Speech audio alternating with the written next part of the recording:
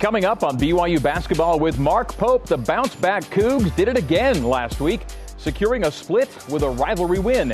Even with few fans in the stands, it was a victory worth celebrating. And BYU basketball with Mark Pope starts now.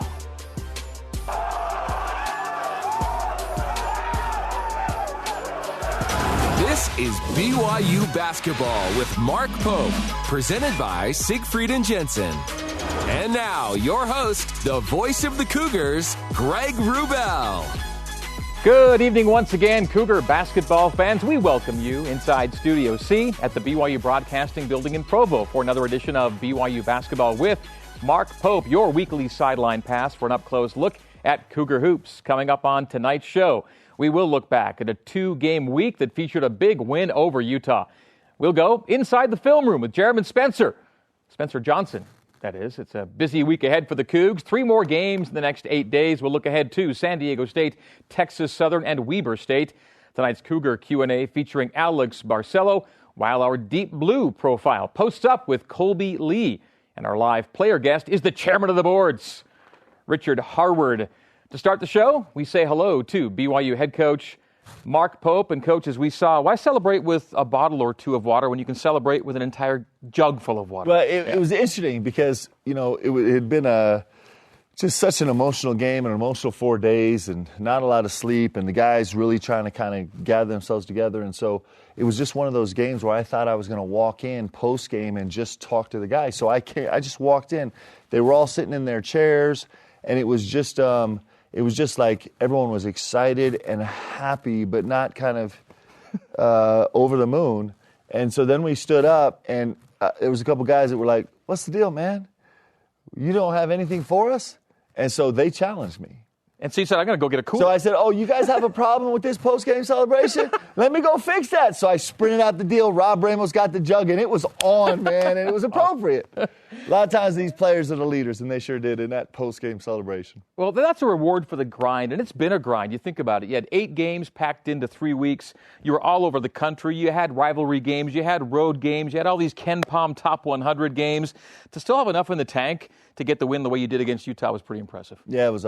These guys, you know, and we'll talk about it a lot tonight, but all the challenges they faced in this kind of first 3-week stand and mostly getting to see inside what they're made of was really impressive, and it bodes well for us to have a chance to grow into a great team.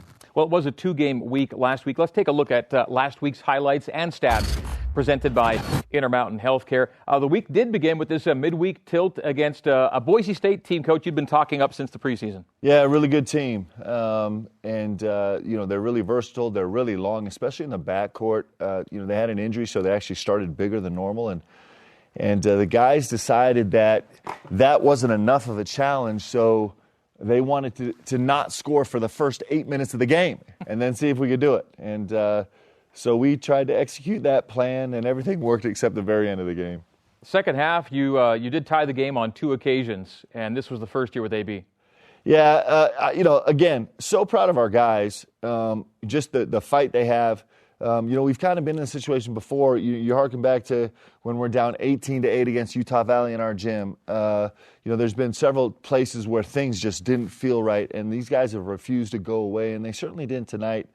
Interestingly, we've talked about this stat a lot. The first half, in the night we had 17 possessions in our kind of basic motion offense where we got to a second or third side. In the first half, only 2 of them. In those 17 possessions, we were 1.5 points per possession from the field, which is really remarkable. We were just stuck on the first side so much, and as things got trickier and trickier as minute by minute went through in the first half where we weren't scoring effectively, guys started to want to do it on their own. Defensively, we kind of hung in there. I was really proud. Harken back to the USC game where I made a mistake as a coach walking into halftime at the USC game and kind of showing my frustration with us being ineffective on the offensive end instead of congratulating my guys and inspiring them to continue on the defensive end. We held USC to 29 points in the first half, which is really extraordinary. We tricked that up in this game, and we recognized we'd done a great job on the defensive end, and the offense would come, and the guys really hung in there. And then, down the stretch, we really struggled in isolation defense. But it was a great effort against a terrific team. This Boise State team is going to win a lot of games. And I was proud of my guys' fight. We just didn't execute very well, didn't coach very well. We don't talk a lot about the no fans in the stands thing. That was one of those games, maybe the first one, where I thought in an environment with a little more charged input from a home group, that could have been a difference maker in a close game where you're looking to get over the hump a little bit. Yeah, I think for sure. It's really interesting, especially the tenor of the game where we really struggled early, and then it was just kind of this claw back into the game for the next 30 minutes. Certainly in any gym that would have made an impact. In ours, listen, we're so grateful that we get to play. Yeah. Bottom line, under any circumstance we get to play. But our fans win us games. It's just the truth. Like, this Marriott Center home court advantage with our fans is real because they have a huge impact on the game, and so we're missing them right now. And that's actually part of my job description. Is like one of the responsibilities of the head coach is to kind of increase the fan base and get fans to come to games. I'm a fail in that category right now. We've got to find some solutions. For some reason, I don't think they're holding you personally responsible for that. No excuses, Greg. We got to get the job done. Cougar fans, there's got to be a secret entrance where you guys can sneak into the Marriott Center. I don't know how they got in. They got in. Yeah, that was the first game of the week, Boise State. There was a bounce-back opportunity on the weekend. It was against Utah. And, man, you talk about frying pan fire situations. That was a good-looking Utah team coming in, too. Yeah, it's a really good team. They got a year under their belt altogether. They had come off a really, really impressive win against Washington in their opener, and then handled a Idaho State team that was pretty scrappy. And, it was the same team that kind of broke our hearts a year ago. So we knew we were in for a massive challenge, and the guys really responded. Brandon Averette. Yeah. I mean, come on. Brandon Averette had a really spectacular. He only played 16 minutes in the game before fouling out, but those 16 minutes were so productive and such great difference makers. And what a great sixth man Spencer Johnson's turning out to be for you right now. Yeah, he is. He's put together now 4 games where he's had a huge impact on the game. Sometimes not in the box score, but every single game on the defensive end. And Colby is back in the starting lineup. Yeah, he is. And Colby looked over both shoulders before he dunked that ball, and then he got his elbows above the rim. He was really happy with that. But I'm telling you, this Colby Lee, we'll talk about him later, but what a special young man he is. And Richard Harward, of course, just a huge, huge effort for us, especially in the second half. Utah went to kind of an extended Wolfpack zone and got us twisted up a little bit, and so our best offense was just to shoot it up and let Rich go get it and finish. He was really, really spectacular. So physical down there, moving bodies, 7 for 7 from the field. It was a great offensive rebound kick out by Kobe Lee. And this was a really, really tough physical effort by our guys. It was a great win. And Connor Harding had kind of a breakout game. Yeah, it was interesting. Connor felt a little bit of some animation from me during a timeout in the second half. And just to show you what type of winner he is, all he did after that, he didn't get down, he didn't get frustrated, he didn't kind of bail on the situation, came and banged a corner 3, gave us some big-time defensive possessions, and was perfect from the free throw line down the stretch. What a terrific leader he's been. Cougars end up pulling away with an 18-point decision. You think about last year's game, you talk about them breaking your hearts on the hill. That was a game where you had a 16-point lead, and Utah kind of whittled away. In the second half of this game, they were kind of in process of doing something similar, and you guys really responded well. Yeah, I mean, these games are always going to be nail-biters. Every in-state game is always that way, and this score is probably not indicative of the feel of the game. It just doesn't matter what the matchup is, what the personnel is. These in-state games are so special because all the kind of statistics are thrown out the window, and it's just going to be a fist fight to the end, and this certainly was the case here. So Utah lost for the first time in the season, their young season, with that setback, and BYU, of course, improving to 6-2. So we mentioned 8 games.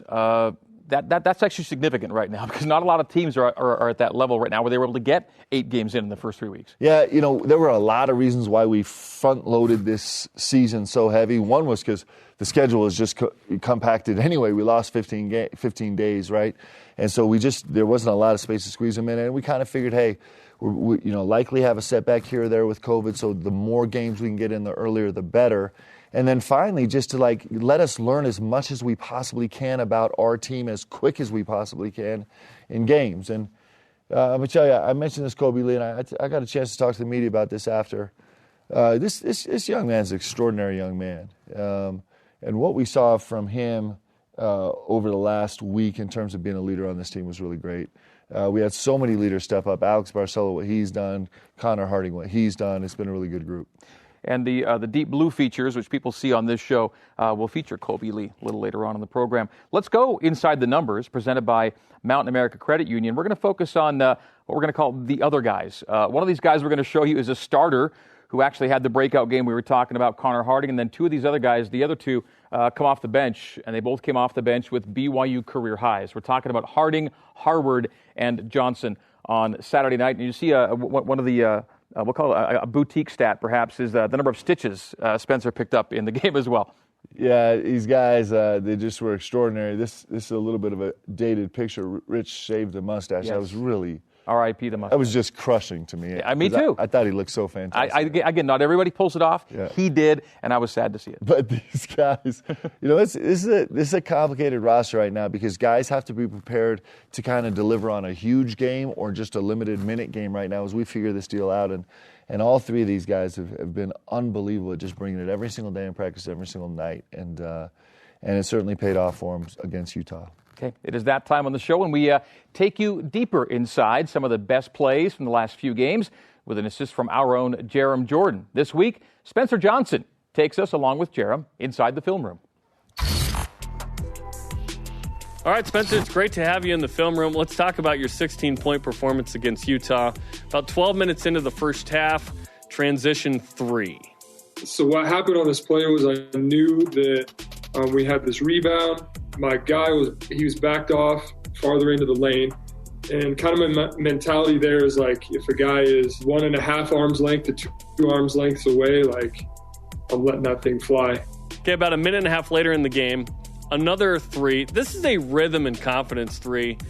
Maybe you're the guy that shoots this regardless, but I feel like because you already made one, you were like, all right, I'm pulling up here. For sure. It's kind of the same deal. So, like, I saw he was about 2 arms lengths away. He was retreating. I came down to one dribble, saw where he was. That's where I, felt like I could get it off and made it, luckily.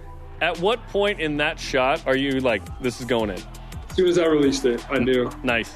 Then later, Alex Barcelo, 8 assists in this game. He didn't have to score. You guys did the scoring for him and the team, right? Quickly to you, and you were ready for this. Yeah.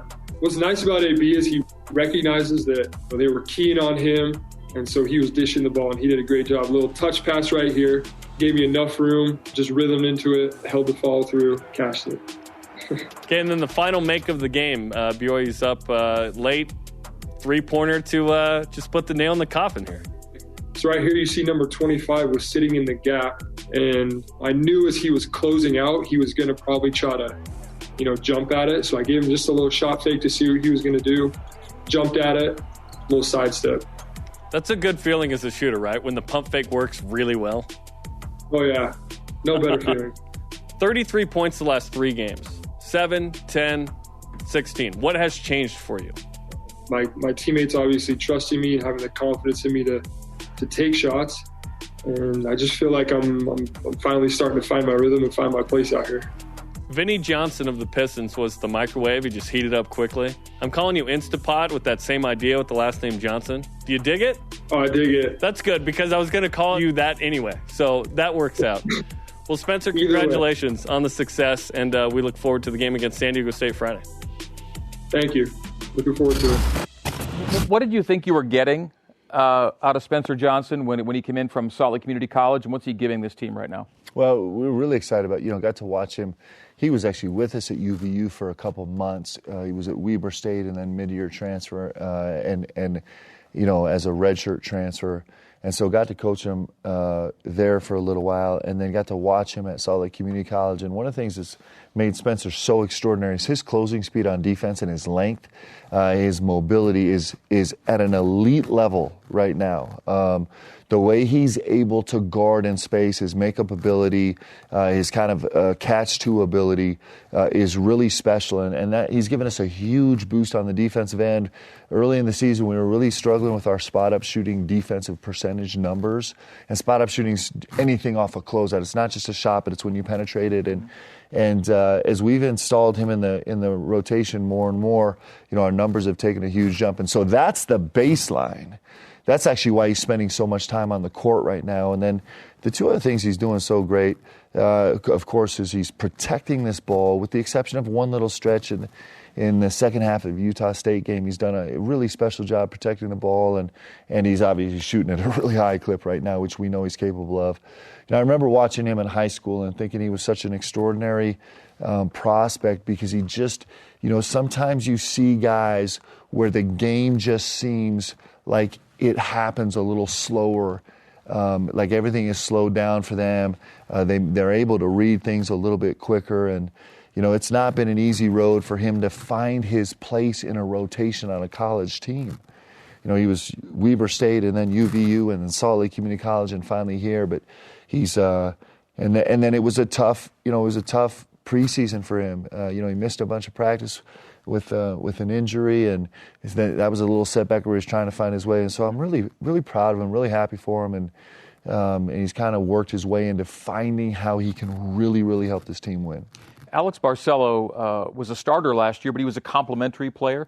Spencer Johnson right now is similarly complimentary, even though he's coming off the bench. Is he the kind of guy that over time could grow into a much more significant role because of how good a shooter he is? Yeah, without a doubt. I mean, he's got tremendous length. He's got good vision. He's got really good instincts on the floor. He's got a lot of areas where he can really, really grow. But yeah, I mean, I think I'm hard pressed to find a guy in this roster that can't grow into a featured load-carrying player. Awesome. Right. Great first segment. For your day-to-day Cougar Sports play-by-play, do watch BYU Sports Nation with Spencer Linton and Jerem Jordan weekdays noon Eastern on BYUtv and BYU Radio. Tomorrow, the guys roll out the football early signees with Kalani Sitake. Coming up, the story of Colby Lee and how he found love in an Instagram DM. And we look ahead to a trio of pre-Christmas games for the Cougs. This is BYU Basketball with Mark Pope. BYU Basketball with Mark Pope is brought to you by Siegfried and Jensen, helping Utah families for over 30 years. Intermountain Healthcare, always here for you. Mountain America Credit Union, guiding you forward. Smith's, fresh for everyone. And by Deseret News.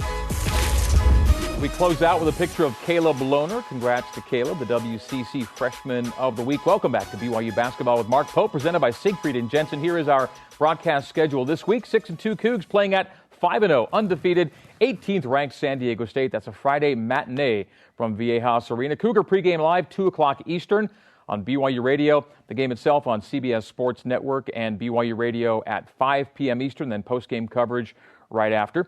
Then BYU hosting a Texas Southern next Monday and Weber State next Wednesday. The last game will be there in Salt Lake City at Vivint Smart Home Arena.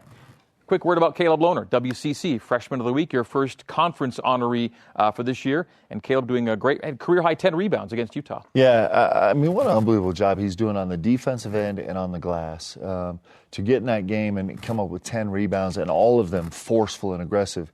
He just is, I'm telling you, like, sometimes we spend so much time wondering about what a player can become and when they're going to become it that we miss the journey of actually watching guys grow right in front of our eyes. Me too. Sometimes I get super impatient, right? But like, he just takes step after step after step towards really growing into a special player. And his whole foundation has been guarding and rebounding, and that's why he's earning himself time on the floor. And then, you think about it, we talked about it last show. I think at one point he was 0 for 13 from the three-point line, and in the last 3 games he's 4 for 9. He's shooting 40, what is that, Jerem? 43, 44% from the three-point line in the last 3 games. And so he's just growing in kind of leaps and bounds and starts and fits, and a well-deserved honor because it was an epic performance on his part, and we're so glad to have him. 44%. All right, let's get to Know the Foe. I don't know why I looked at Jeff. What was I thinking? I haven't slept in a couple days. It was, I got the ultimate numbers guy right here, 44%. We both have your back. And then how about Greg be like, come on, man, it's 44%. Better be 44. All right, let's get to Know the Foe, presented by Qualtrics for you now, and a lot to know. You've got a bunch of foes, 3 of them in the next little week and a bit. Another Ken Pom Top 100 team here. It's a San Diego State. They lose Malachi Flynn, among others, and they come back with Coach Dutcher and just kind of pick up where they left off. They were going to be, I thought, maybe a semi-deep run tournament team last year, too, and they're good again. You know, you talk about how devastating it was for us last year. They were going to be a number 1 seed in the NCAA tournament, and they had put together an incredible season, and they're just as good, if not better, this year. They're so dominant on the glass. They're probably one of the top-ranked defensive teams in the entire country. They they're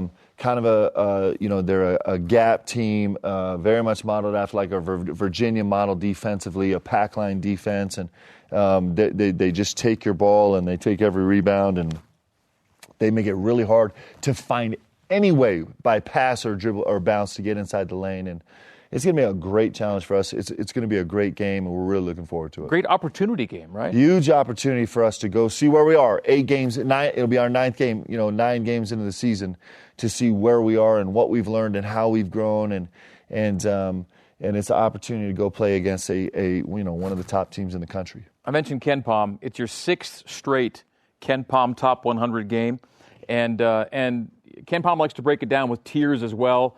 And you played a bunch of tier games of these, and all but one are tier games. And you're 3-0 in your tier Bs. USC got you in the 1 tier A, and this is a tier A opportunity on Friday afternoon. What a stretch you gave yourself there. Yeah, it's I do. I think I do think these non-conference games are so important for you to get to know yourself, and so I think we're getting to know ourselves better and better and better, and that's how you become a good team.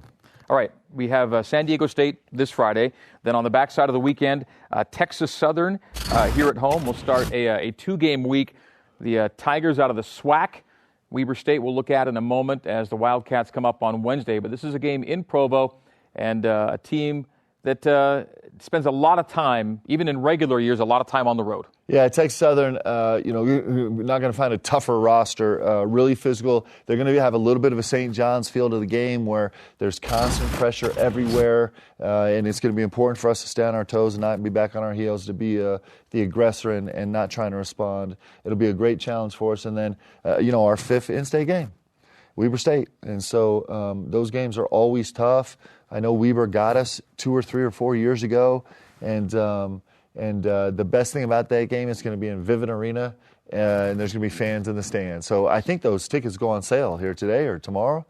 And so the number I heard was 1,500. Yeah, I knew it was going to be up more than 1,000. So listen, Christmas present for all of us. Come on, just anybody in the building, yeah, right? Let's go. It's going to be great. So it'd be a really, really nice beginning to everybody's Christmas.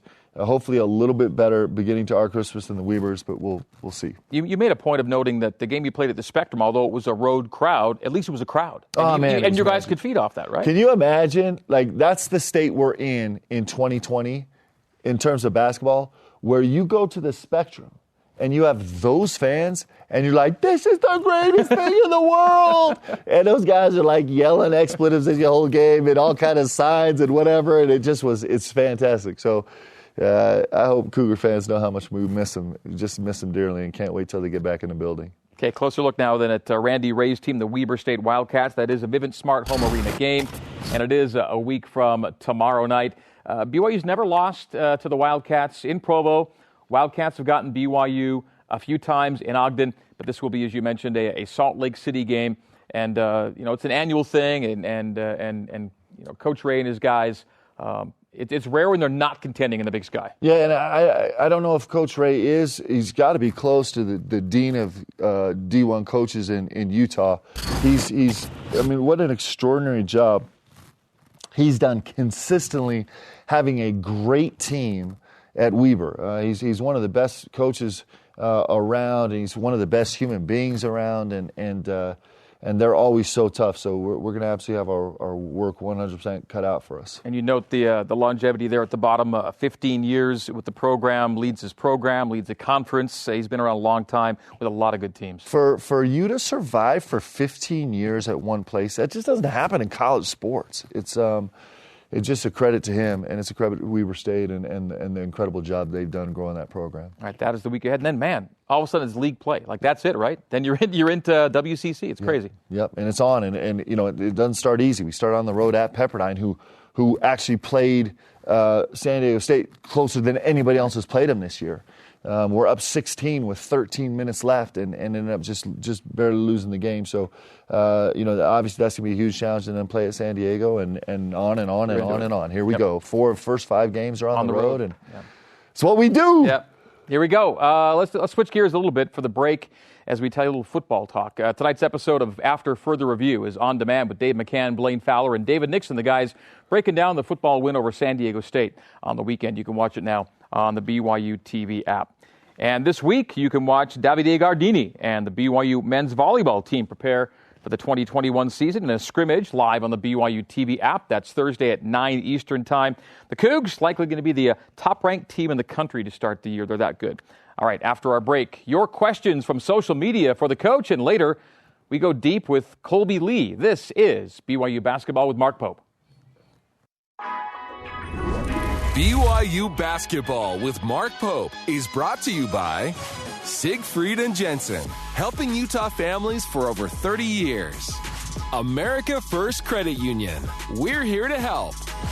The BYU Store, official outfitter of BYU fans everywhere. Zions Bank, we haven't forgotten who keeps us in business. And by Qualtrics. Cougars in the Pros, presented by Deseret News. Lots to report tonight. Jimmer Fredette, 51-point game and a 36-point game for the Shanghai Sharks. Brandon Davies had 21 on 8 of 10 for FC Barcelona in Spain. Kyle Collinsworth, triple-double for the Seahorses.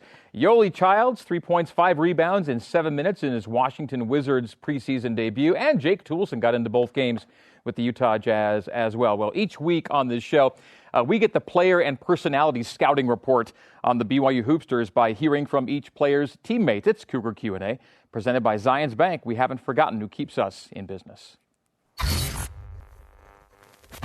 Something that's really special about Alex is he's always making his teammates better. Great dude to talk to, great leader, great character. Alex is super upbeat, super positive all the time. One of the smartest players I've ever played with. He was the guy the coach were like, this is the man you got to call right here. He went through this exact same process, so I feel like we really relate. Whatever he puts, his heart into, he's going to give 110%. If it's basketball, if it's school, if it has to do with a certain lady, he's always going to give 110%. Constantly in guys' ears, just hyping him up, talking him up. He's always thinking about the game, always talking about it. I go to him for everything. Stuff on the court, stuff off the court. He's the person I talk to. Man, he's like a mentor, I think, to all of us in a way. He's honestly one of my best friends. Like he's just a good dude. He means well to everyone.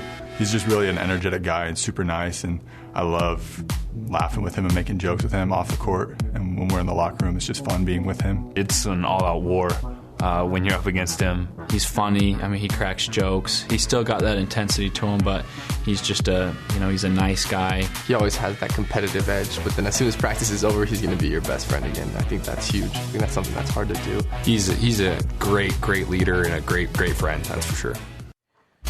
Where would BYU be without AB? I don't even like to think about it. Don't like to think about it. You think about, I'll never forget last year as we were approaching the beginning of the season, Chad Gwilliam actually came to practice and announced to the team in a huddle that Alex had been granted his waiver to be eligible. Chad's your compliance guy. Yes, and if you remember that, I don't know if I've ever seen that group happier any day during the entire season. They were so excited because they knew how important he was going to be. And from that day all the way to today, I mean, he's just been just a key to everything that's happened here at BYU. Last week on this show, we were talking about some of Alex's great numbers, and you said, yeah, those are all wonderful, but that's like the least important thing he's doing for us right now are the stat stuff. Yep. It's extraordinary. And, And that's the thing that I think a lot of players, maybe a lot of young players don't understand, is that what's making us function right now, like what's been special about us is we could take the hit at USC and then come back 24 hours later and regroup and beat St. John's. And that doesn't have very much to do with what's going on the court. It has to do with all the capital that's been invested in the weeks and months leading up to those 48 hours, and Alex Barcelo's been at the front of that. He's been at the forefront. It has to do with the fight that you have every single day in 2 days where you get comfortable being really uncomfortable and being able to respond and come back. And there's 100 other ways where he's influenced this team, and his fingerprints are all over everything we do. Well, clearly he's been contributing in a meaningful way on the score sheet. I mean, you need his 20 points a game. Those are important. But, he has a big scoring night against Boise State. He did what he had to do to kind of get you guys back in the game. But then he plays a different kind of game on Saturday, and you beat Utah by 18. Yeah, and that's what great players do, especially great point guards, right? Great point guards, they have to respond to the tenor and the flow of the game. And, when teams overcommit to Alex Barcelo, the answer has to be to punish them by setting up your teammates for situations. It has to be the answer. Otherwise, the mob just keeps coming and coming and coming at you, and there's no resolution. So he's just shown unbelievable maturity. It's been really hard. You could tell that he really, really fatigued at the end of that Utah game, at the end of a really long run. But he deserved to be fatigued because he's put so much of his heart and soul into everything we've done. So whether it's how tired he was or the guys as a group, this week being finals week, it's strenuous, but a different kind of strenuous and a big trip at the end. How have you kind of wanted to handle your guys this week getting ready for the weekend? Yeah, so they were off, of course, Sunday and off yesterday, and then today just small group. With his group, small group, no contact, just a little bit of sweat.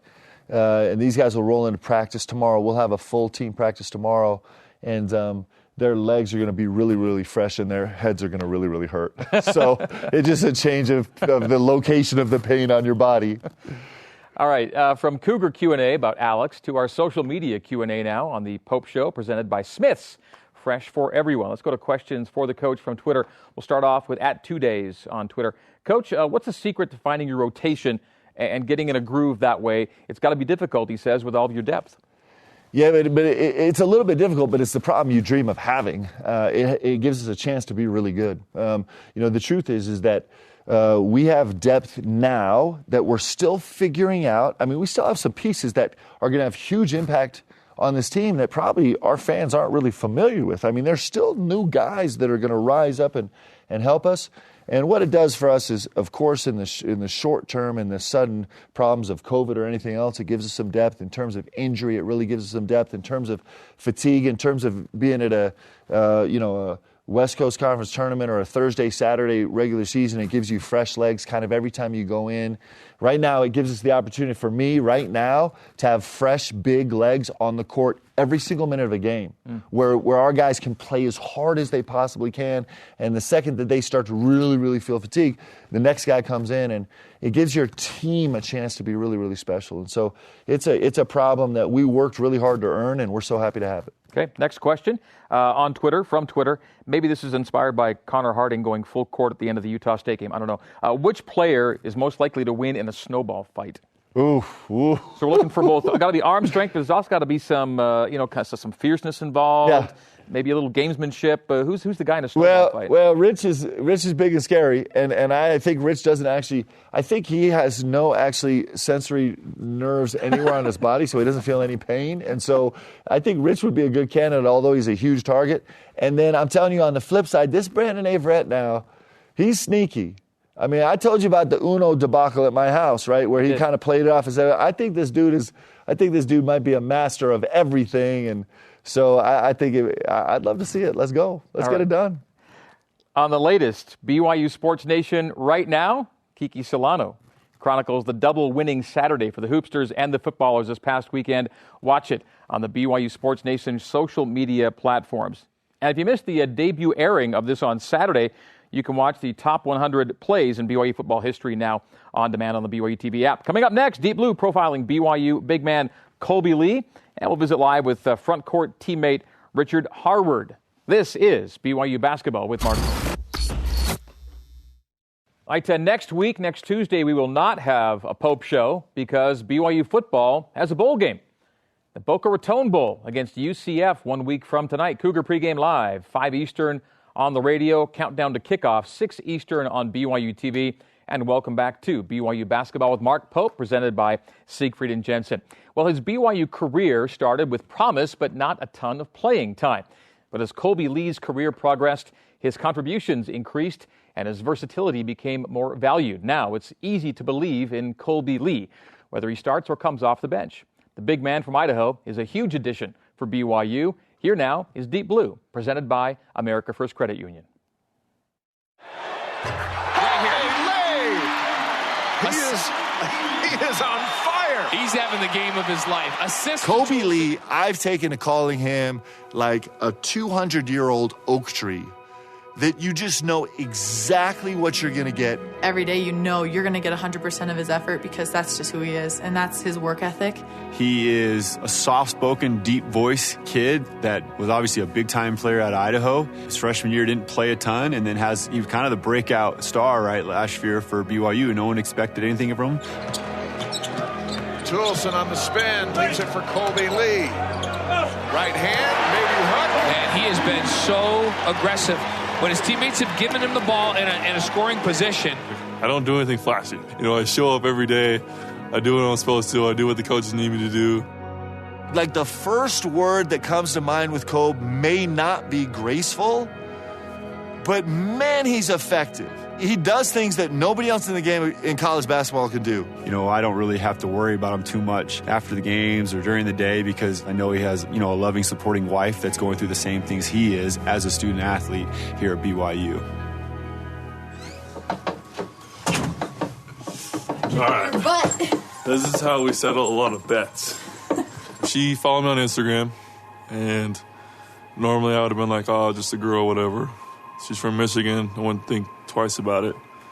But I had a feeling, I was like, maybe I should message this girl. When he messaged me on Instagram, he said, "Are you LDS?" I said, "Yeah." And basically 2 lines later, it was, "Wow, you're tall. We would have really tall kids." We started talking every single day. We would be on the road for games, and I'd be in tears after the game because I didn't play to my best abilities. It was really nice to be able to talk to him and hear, I absolutely understand, and I know how you feel, and I'm here for you. And so we grew a lot during that phase. And then I did the crazy part and took a trip out there. I didn't think I could be catfish in that sense where we were FaceTiming every single day, and I could watch her also play ball. So he would talk this out to me, too, over FaceTime. He said, "It just makes sense. I can come to Michigan. I know you're not crazy. We've talked for so long. And I know you're not a serial killer because you have a lot of followers on Instagram." As soon as I saw him walk out of the airport, it was the most amazing moment to finally put just who I knew he was to hit the physical Colby Lee. It was awesome. And he came up to me, and my first response was, "Oh my gosh, you're huge." I loved it. Spent a lot of money, though. A lot of money on plane tickets for both of us, flying back and forth for a couple of years. And then she ended up transferring here this year. And she actually just found out her waiver passed, so she can play this year, which is big time. So we're super excited for her. Kobe, you're also an extraordinary young man with so many rare qualities. Over the last year, I've watched you fight back from surgery, overcome setbacks and disappointment, master new skills through hard work and dedication, and rise up and beat seemingly insurmountable odds and foes. I mean, you were 17 for 21 against UCLA, Kansas, and Virginia Tech. I'll never forget that huge three you banged against the Zags. Listen, when you get to be around a young man that is as solid and grounded and knows who he is as much as Colby Lee, any part of their life that you get to share with is really special. And so, again, to be with him and Kayla on their wedding day was a real gift, and it's just extraordinary. They're a beautiful couple, and they're going to do great things. all the competitiveness, all of that, the drive at practice, I mean, it carries over into our relationship. It carries over to how we help each other with dishes or vacuuming. It's a team effort. I'll be shooting around and I see him in there lifting, or I'm in the weight room and I see him out there shooting around, and I looked at one of my teammates. I just said, it's surreal. Like, this is so surreal that this is actually happening. Like, I am here with him playing basketball, the game that we love, and I'm here with him every day. I come home to him and I'm with my best friend, and I could not ask for anything better. So that she means more to me than anyone in this world, and I'm thankful that she's 6'3" and gonna provide me D1 babies. I would just like to say thank you for pushing me to be the best I can be and always being there when I need you. I love you, and Heavenly Father has blessed me to have you in my life. Well, a great athletics story, a great love story, and clearly your job description's pretty detailed. There's all. How great is Kobe looking in the beard? Yeah. I mean, he's stunning. I love it. And then this, I've got a chance to know Kayla better and better over the last year, and they're just, they're an extraordinary couple. Like, they are just, they have great things ahead for them because they just do. They're cut from the same cloth, and they have this kind of like just internal toughness and resilience is special. And I had a chance to tell this story, I think, after the game, but I want to tell it again because it just is like the definition of everything. Like, in a lot of ways, Kobe Lee is the definition of everything we should be at BYU basketball. And so, the last 2 games before Utah, Kobe had come off the bench. We booted him off the starting lineup. He started every single game last year on a top 20 nationally ranked team and was one of the vets coming back. And just for whatever reason, we just needed to make a change. And so he came off the bench and played 2 minutes a game for 2 games. And one of them was a loss. And that's just the worst, right, when you don't even play and help your team in a loss. And Kobe and I had some conversations, and he had some frustration like any human being would. And after that really brutal loss of Boise State, we walk into practice, and all the guys are trying to find their way and see if we can respond to practice, see if we have energy. And there's nobody with more frustration he's carrying around than Kobe Lee. And we're doing footwork drills before practice.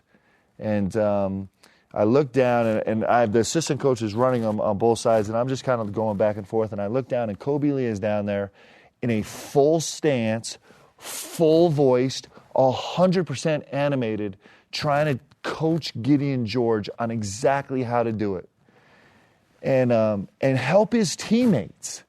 And there's this time when he could be so involved in himself and so frustrated with how things are going for him, and he just refuses to be that. And that's why he started against Utah, and that's why he's a great player, and why he's a great teammate, and that's why, in his tenure over the last 2 years, he's winning a ton of games and performing so epically.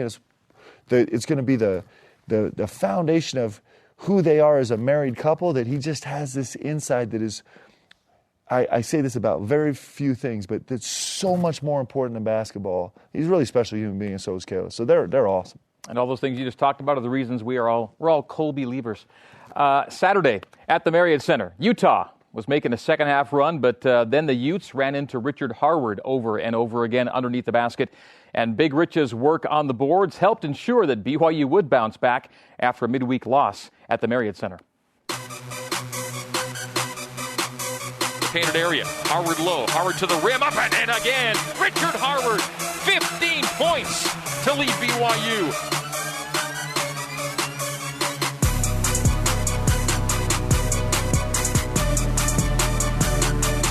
Collects it around Carlson. Scoop and score out the window. The reverse layup. It's a follow slam by Richard Harward this time.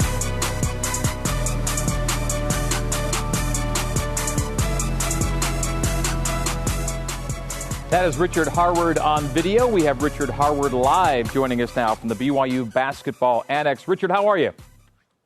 Good. How are you guys going? We're doing all right. First up, it was a conversation piece earlier in the show. I talked with you about it on the bench on the weekend. Let's explain why you just had to get rid of the mustache that we all love so much. Oh, my gosh. Sorry. Just watching that clip, I'm so glad I shaved it. That thing looked disgusting. So apparently we're alone in liking it. You had to get rid of it. Yeah, well, I don't know. Like, I got over kind of like two reasons. One, no one's looking to date a dude with a nasty stash. And two, I guess I'm playing better without it. So let's just keep it off for now. It's all good. Let's talk about the relationship you have with Coach Mark Pope and how you've followed him around a little bit, and you've been with him for a few more years than just your years at BYU. Can you explain the relationship and why it's a big part of why you are where you are? Yeah, I always talk about how I lucked out. Like, I originally signed under Coach Hunsaker at UVU, and for whatever reason, he ended up having to leave, and I just lucked out and got Coach Pope, and he kept me on board. And I don't know, just like since then, I've come to see him as like a father figure, like a hero figure in my life. And just like when he moved over to BYU, it was just kind of one of the leading factors of why I chose to come over here and follow him, was just because of how much I look up to him and all the other coaches. And Coach Pope, I asked you earlier about a different player, where BYU be without that player. Richard brings something pretty unique to your program too. Yeah, I've never had a player that didn't set foot on the court 1 second for an entire season and probably changed the whole trajectory of our season. And that's what Rich did for us last year. And then now he's having this incredible impact in our locker room and in our practices and on the playing floor. Just with his basketball skill and toughness, making such a huge impact. I mean, how often do you see a player come into a game like he did on Saturday against Utah, where everybody watching the game is like, there is nothing you can do with that guy. Like, there's no answer. He's just too big and strong and physical and relentless and has too much passion and joy, and there's just no answer to it. It was fun. And as a coach, you're just like when Rich starts doing that, I kind of just sit down and like, my work here is done, man. I'm just going to let Rich go do his thing. It's awesome. So couldn't be happier. Rich, the Utah game for you and the team, how big was what happened on the weekend?